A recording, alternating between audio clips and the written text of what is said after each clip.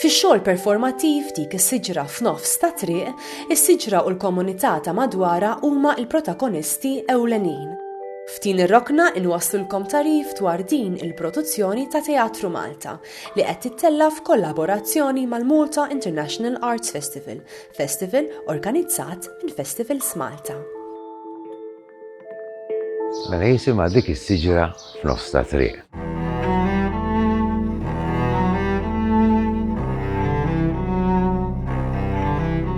U l-istorja hija fuq siġra f'nofs ta' triq.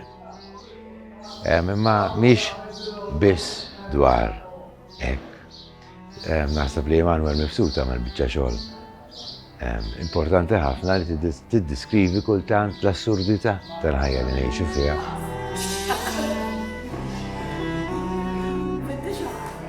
Anki d-daħ, il-biki u momenti mill-komunitajiet, mill-ambjenti li aħna nikkreaw u ngħixu fihom. Teatr Anon qed jagħmlu din il-produzzjoni flimkien ma' Teatru Malta. L-għajnuna tagħhom kienet indispensabbli u anki tal-Arts Council u l-Arts Festival, Festivals Malta.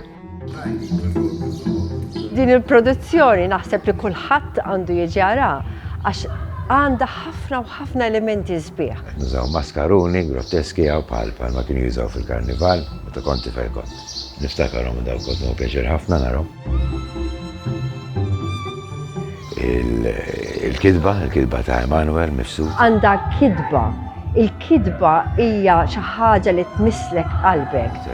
Linji li anki waqt tkun qed tgħidhom kultant jaqsmulek qalbek għax ma għavolja tkun għattom kemm il-darba f'daqqa waħda tirrealizzaw istraċadu kemm għal. Jiena jisimni Charlotte Grek u qed ninterpreta l-parti tal-mara li toħlom tajjat.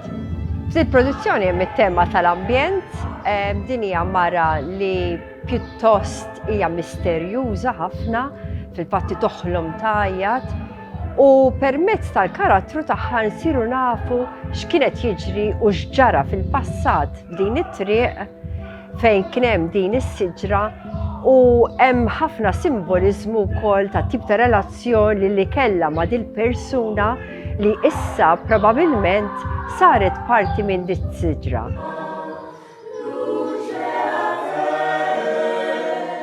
Hemm ħafna mużika. Albert Garcia, l-biċċa xogħol inkredibbli.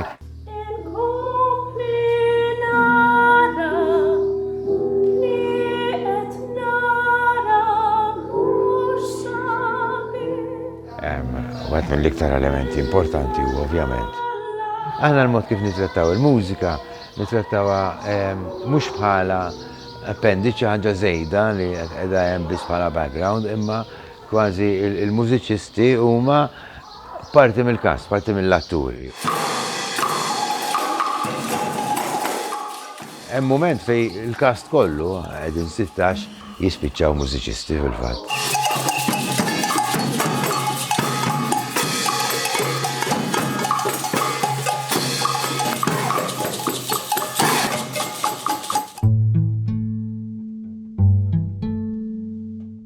Hemm kast, b'enerġija u entużjażmu li vera qed nieħdu pjaċir naħdmu magħhom.